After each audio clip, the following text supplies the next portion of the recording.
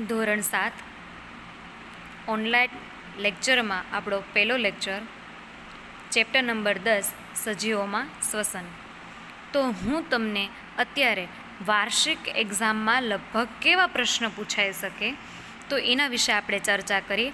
આજે આપણે ક્લાસમાં તો પાઠ ચલાવેલો જ છે, પણ કેવા કેવા પ્રશ્નો પૂછાઈ શકે એના માટે અંડરલાઇન પણ કરતા જઈએ અને થોડુંક પુનરાવર્તન કરી લઈએ. આપણે શ્વસન શા માટે કરીએ છીએ? આપણે શ્વસન શા માટે કરીએ છીએ? તો આપણો આ પહેલો પ્રશ્ન છે. એના જવાબ રૂપે આપણે જોઈએ, કોષ એ રચનાત્મક અને ક્રિયાત્મક એકમ છે. કોષ એ રચનાત્મક અને ક્રિયાત્મક એકમ છે. સજીવોનો દરેક કોષ ચોક્કસ પ્રકારના કાર્યો કરે છે, જેમ કે પોષણ, પરિવહન, ઉત્સર્જન અને પ્રજનન. બધા કાર્યો કરવા માટે કોષને શક્તિની જરૂર પડે છે. ખાતી, સૂતી અને વાંચતી વખતે પણ આપણને શક્તિની જરૂર પડે છે. પરંતુ આ બધી શક્તિ ક્યાંથી આવતી હશે? આપણે વાંચવા લખવા બેસીએ ત્યારે આપણા માતા પિતા આપણને કહે છે કે ખોરાક નિયતપણે લેજે. ટીચર પણ એક્ઝામ આવે ત્યારે એમ કહે છે તમારી તબિયતનું ધ્યાન રાખજો, તમે ખોરાક નિયમિતપણે લેવાનું રાખજો. આવું બધું તમે સૂચનો સાંભળ્યા હશે. શ્વસન દરમિયાન ઘણી બધી આપણા શરીરમાં રહેલી ઉર્જા છૂટી પડે છે. તો એ ક્યાંથી આવે છે? તો કે ખોરાકમાં આપણે જ્યારે સંગ્રહ થયો હોય ને એમાંથી એ ઉર્જા આપણને મળે છે.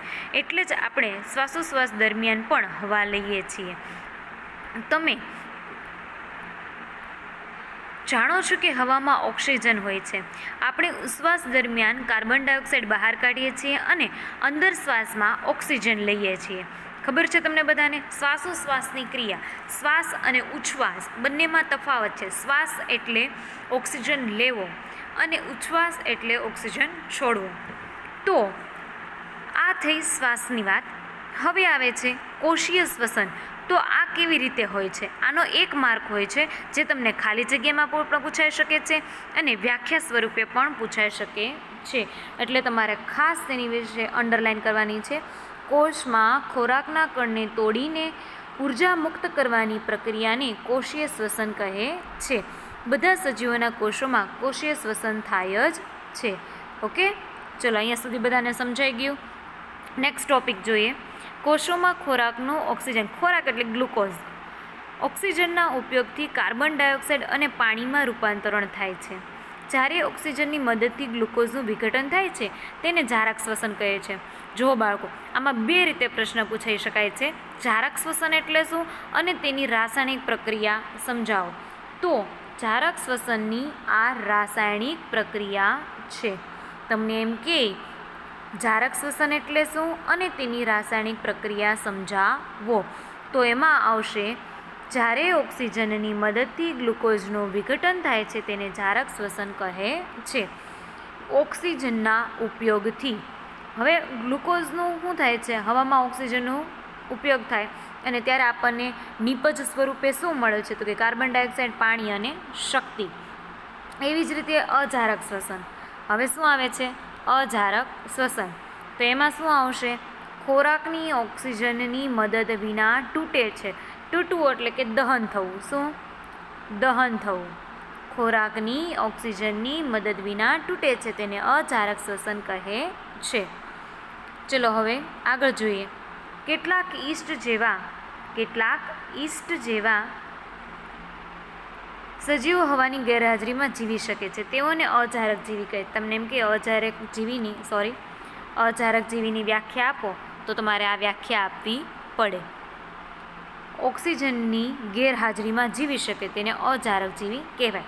હવે ઓલામાં તમને કીધું હતું અજારક શ્વસન અને તેનું રાસાયણિક પ્રક્રિયા દ્વારા સમજાવો. તો શું આવશે? ગ્લુકોઝ, ઓક્સિજનની મદદ વિના, આલ્કોહોલ અને કાર્બન ડાયોક્સાઇડની શક્તિ. ઓક્સિજનની ત્રુટિ હોય છે જ્યારે આપણે આપણા સ્નાયુઓ અને અજારક શ્વસન કરે છે. આકરી કસરત દરમિયાન દોડવું, સાયકલિંગ કરવું, કલાકો સુધી ચાલવું, દોરડા કૂદવા, ઝડપથી દોડીને આવવું, ભારે વજન ઉચકવું, ઘણી બધી સાયકલો ચલાવવી, તડકામાં હલનચલન કરવું, દોડવું, તો આવી પ્રક્રિયાઓ દરમિયાન આપણા શરીરમાંથી ગ્લુકોઝ શોષાઈ જાય છે અને પરસેવા સ્વરૂપે આપણને ક્ષાર બહાર નીકળે છે ત્યારે શક્તિની વધારે જરૂર પડે છે. તો આપણા શરીરના જે સ્નાયુઓ છે તે પ્રક્રિયા કરે છે ત્યારે એનું શું આવશે? રાસાયણિક પ્રક્રિયા દ્વારા સમજાવો. ગ્લુકોઝમાં ઓક્સિજનની ગેરહાજરીમાં અને સ્નાયુઓ દ્વારા થતી રાસાયણિક પ્રક્રિયા સમજાવો. ત્યારે આપણે નિપજ સ્વરૂપે લેક્ટિક એસિડ મળે છે. શું મળે છે? Lactic acid. ભારે કસરત દરમિયાન હવે તમારા સ્વાધ્યાયમાં અથવા તમારા એક્ઝામમાં તમને 3 માર્કનો પ્રશ્ન પૂછી શકે છે. ચલો હું તમને અત્યારે એ શીખવાડું છું કે ભારે કસરત દરમિયાન સ્નાયુ કેમ ખેંચાય છે. કેટલા માર્ક છે આના? 3 માર્ક. અંડરલાઈન કરી લેવાય. હવે એનો જવાબ જોઈએ.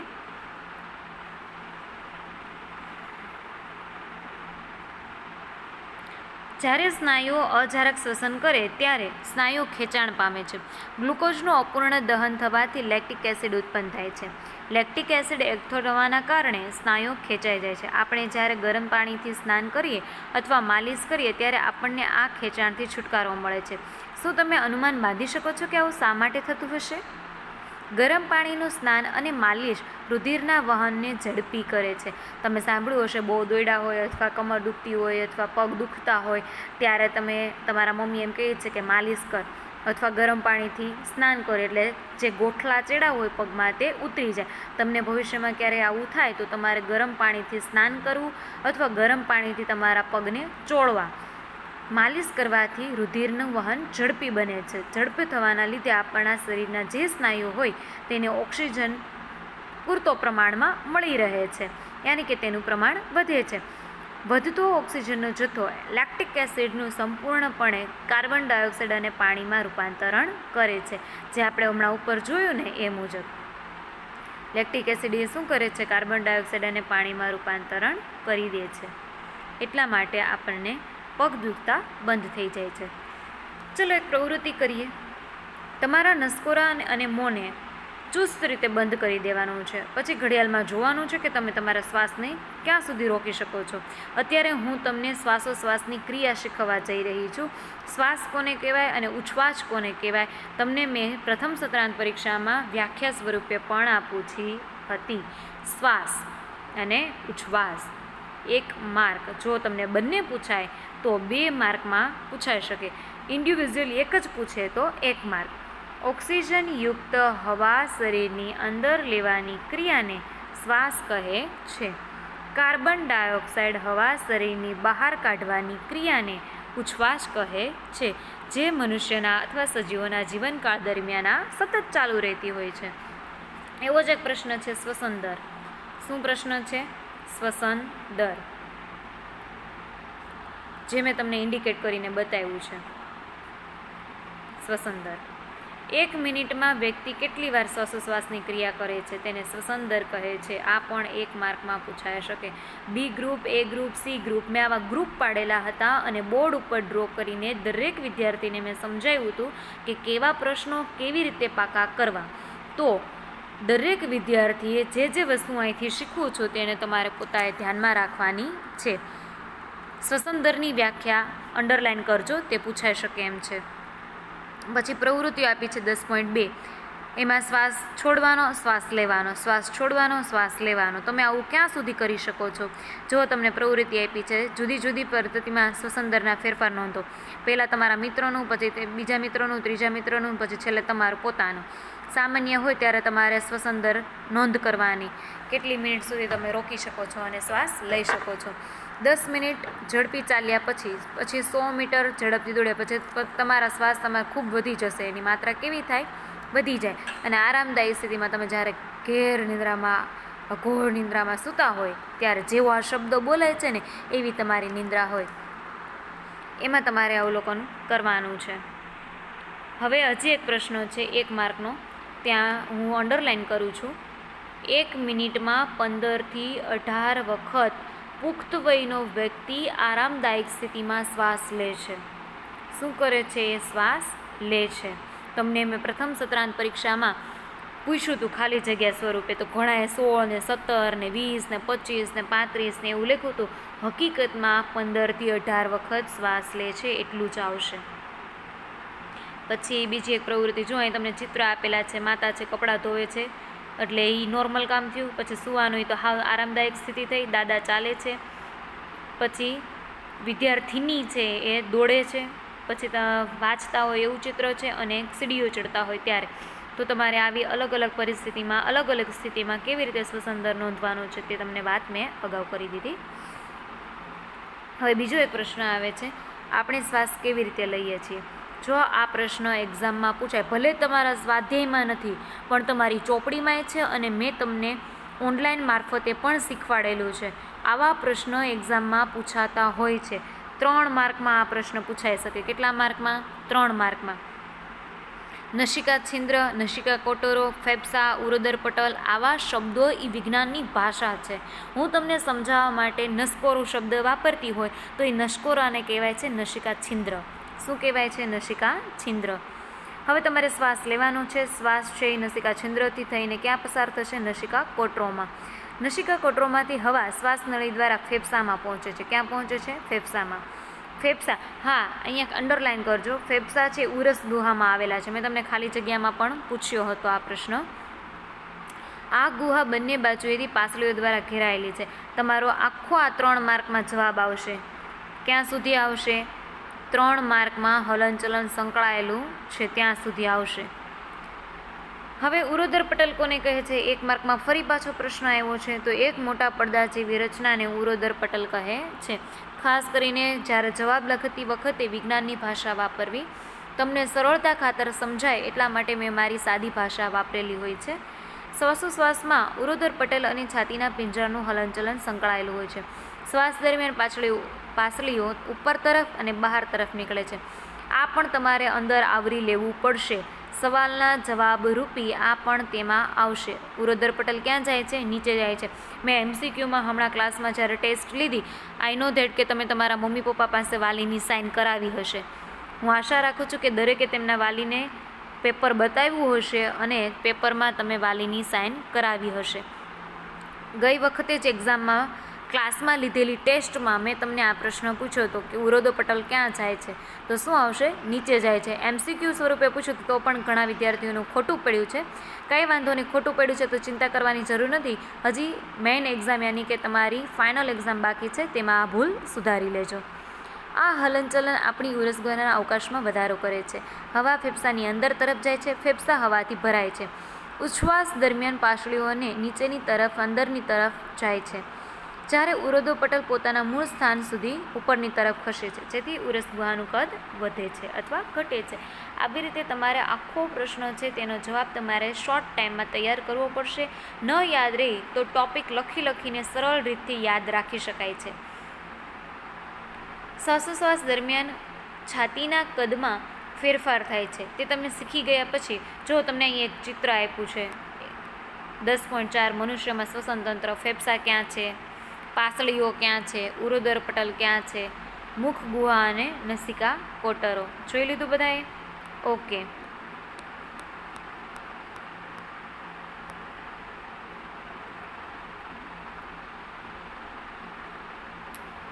છાતી ફૂલાવાની સ્પર્ધા ઉપર ઉતરી આવ્યા. મને ખબર હતી. અત્યારે જો કે તમે ચિત્ર જુઓ છો, કોઈએ અત્યારે પોતાના શ્વસન દર યાની કે શ્વાસોશ્વાસની પ્રક્રિયા કરવાની નથી.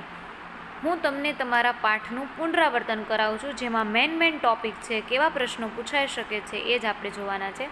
જો અહીંયા આપ્યું છે કે સાવધાની, જ્યારે તમે છીંક ખાઓ છો ત્યારે તમારા નસિકા કોટરો દ્વારા નસિકા છિદ્રમાંથી બહારનો બાહ્ય કચરો આવે છે, જે વાતાવરણમાં ભળે છે અને બીજાને નુકસાન પહોંચે છે. તો આપણને છીંક શા માટે આવે છે? વૈજ્ઞાનિક કારણ આપી સમજાવો. તો એ 3 માર્કનો પ્રશ્ન છે. કેટલા માર્કનો છે? 3 માર્કનો. અને આ એનો આખો જવાબ છે, જે તમે પાઠ્યપુસ્તકમાં જોઈ શકો છો. આગળ જોઈએ. હવે પ્રવૃત્તિ ઉપર આપણે બહુ ધ્યાન નહીં આપીએ, કારણ કે પ્રવૃત્તિ છે બહુ ઇમ્પોર્ટન્ટ નથી, પણ તમારી એક્ઝામમાં કેવા પ્રશ્નો પૂછાઈ શકે અને કેવું આપણે તૈયારી કરવાની છે તેના વિશે હું તમને સમજાવું છું. આપણે ઉચ્છ્વાસ દરમિયાન શું બહાર કાઢીએ? શ્વાસ દરમિયાન જો ઓક્સિજન લઈએ છીએ તો ઉચ્છ્વાસમાં શું બહાર કાઢીએ છીએ? Carbon dioxide. 1 માર્કમાં આ પ્રશ્ન પૂછાઈ શકે. કેટલા માર્કમાં? 1 માર્કમાં. આપણે ઉચ્છ્વાસ દરમિયાન શું બહાર કાઢીએ છીએ? આ પણ મેં એક્ઝામમાં પૂછેલો હતો, જો કોઈને યાદ હોય તો. દરેકે એના મમ્મી પપ્પાને બતાવવાનું છે આન્સર પેપર અને એમાં વાલીની સાઇન ફરજિયાત કરાવવાની છે. જો અહીંયા સરસ મજાની ઉચ્છ્વાસની પ્રક્રિયા દર્શાવતો એક નમૂનો છે. કાચની બોટલ લીધી છે, તળિયું કાઢી લીધું છે, ઉપરથી તેને બૂચ વડે ઢાંકી દીધું છે અને એક નોઝલ પસાર કરી છે. નોઝલમાં 2 ફુગા લગાવ્યા છે. ઉપરથી ફૂંક મારતા એ 2 ફુગા ફૂલે છે. નીચે રબરની શીટથી પેક કરી દીધું છે. હવે શ્વસન છિદ્ર કોને કહે છે? 1 માર્કમાં આ વ્યાખ્યા પૂછાઈ શકે. શ્વસન છિદ્ર તો નાના છિદ્રોને. કોને? નાના. આ એમ નથી લખવાનું, આ પાઠ્યપુસ્તકમાં છે એટલા માટે. આપણે ફક્ત એમ લખવાનું છે નાના છિદ્રોને શ્વસન છિદ્ર કહે છે, જે જાળીઓ ધરાવે છે. નસિકા કોટરોમાં હોય છે. કેમાં હોય છે? નસિકા કોટરોમાં. નસિકા છિદ્રમાં આવેલા નાના છિદ્રોને શ્વસન છિદ્ર કહે છે, જેના મારફતે આપણે શ્વાસ લઈ શકીએ છીએ. અન્ય પ્રાણીઓની ઉચ્છ્વાસની પ્રક્રિયા, શ્વાસોશ્વાસની, એમાં શ્વાસે આવી જશે ને ઉચ્છ્વાસે આવી જશે. વંદો છે, અળસિયા છે, કીડી છે, મકોડા છે, એ કેવી રીતે શ્વસન કરતા હશે? તમારી સ્વાધ્યાયની ખાલી જગ્યાઓમાં પણ પૂછાયેલું છે. એમાં પહેલી જ ખાલી જગ્યામાં પૂછ્યું છે અને MCQમાં પણ પૂછ્યું છે કે વંદો કેવી રીતે શ્વસન કરે છે. તો મેં આ તમારી એક્ઝામમાં પણ પૂછ્યું હતું 1 માર્કમાં વિકલ્પમાં. તો ઘણા બાળકોએ પોતપોતાની રીતે લખ્યું હતું. ખાલી જગ્યા સ્વરૂપે પણ પૂછી શકાય છે. એટલે એમાં આવશે ફેફસા અને ત્વચા. જ્યારે અળસિયું છે એ ફક્ત શેના આધારે કરી શકે છે? ત્વચાના આધારે. શેના આધારે? ત્વચાના આધારે તે શ્વસન કરે છે. ચલો, આ 1 માર્કની વાત થઈ. હવે આવે છે પાણીમાં શ્વાસોશ્વાસ. તો પાણીમાં શ્વાસોશ્વાસ કઈ? પાણી છે ને એ H2O યાની કે 2 હાઇડ્રોજન અને 1 ઓક્સિજનના અણુઓથી બનેલું હોય છે. પાણીમાં રહેતા માછલી, પછી ઓક્ટોપસ, અળસિયા તો જમીન ઉપર રહે, એ આ બધા છે વહેલ, બ્લુ વહેલ, એ કેવી રીતે શ્વસન કરતા હશે? તો દરેકને પોતાના ઝાલર ફાટકો હોય છે. શું હોય છે? પોતાની ઝાલરો હોય છે. તો આ રીતે. શું વનસ્પતિ શ્વસન કરે છે? હા. સર જગદીશચંદ્ર બોઝે પણ સાબિત કરી દીધું છે કે વનસ્પતિ છે એ સજીવ છે. મેં ક્લાસમાં પાઠ ચલાવતી વખતે સમજાવ્યું હતું. તે શ્વસન કરે છે.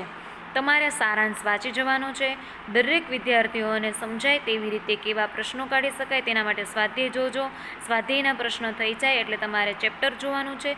1 માર્કના ખાલી જગ્યા, ખરા ખોટા, વિકલ્પ, ટૂંકનોંધ તો આપણે નહીં આવે, જે સમાજમાં આવશે. આપણે તો અહીંયા પ્રયોગો આવશે 5 માર્કના અને 3 માર્કના મોટા સવિસ્તાર આવશે. બરાબર? તો આ રીતે તૈયારી કરવાની. છતાં તમને વાંચતી વખતે કાંઈ પ્રશ્ન લાગે તો તમારે પેન્સિલથી ઇન્ડિકેટ કરી દેવાનું છે અને ત્યારે તમારે ત્યાં પેન્સિલથી અંડરલાઇન કરીને પછી જ્યારે આપણી સ્કૂલ ખુલે અને ત્યારે તમે મને પ્રશ્ન પૂછી શકો. છતાંય કોઈને કાંઈ પ્રશ્ન હોય તો મને જાણ કરજો. ઓકે.